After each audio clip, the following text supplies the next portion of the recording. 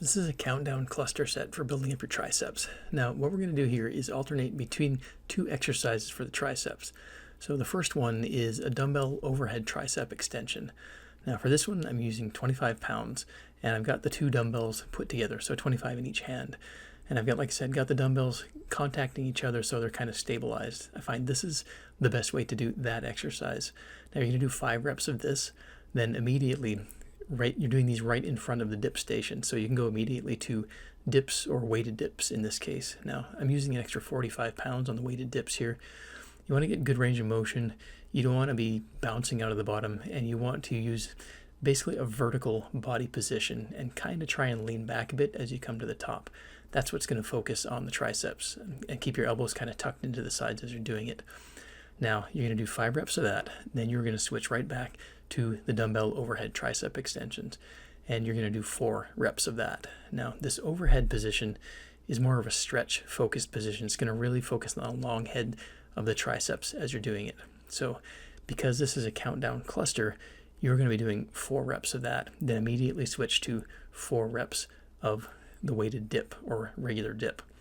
Now essentially with this, you're going to keep going back and forth between these two exercises, doing a 5, 4, 3, 2, 1 structure.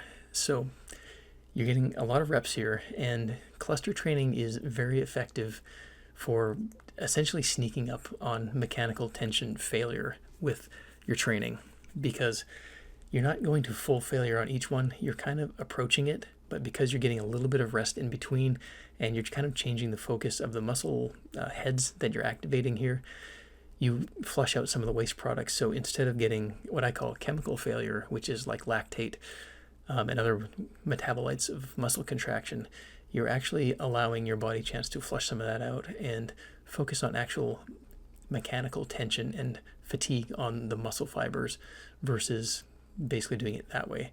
So when you're doing the dips, again, use good range of motion. You don't have to go crazy deep range of motion.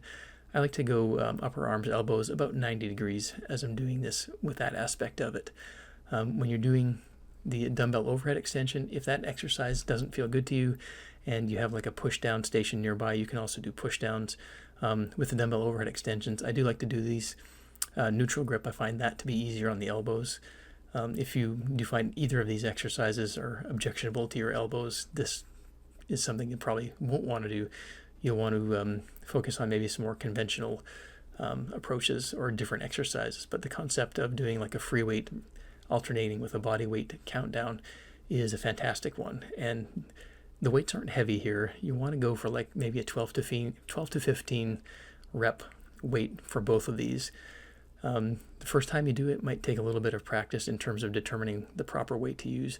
But even if it seems light on the first part, the 5, the 4, it will catch up to you, especially as you're getting into the 3s, the 2s, and the 1s. But because you're counting down, you're basically kind of, like I said, sneaking up on it. You're front loading the mechanical tension on the beginning of the set. It's really a fantastic method.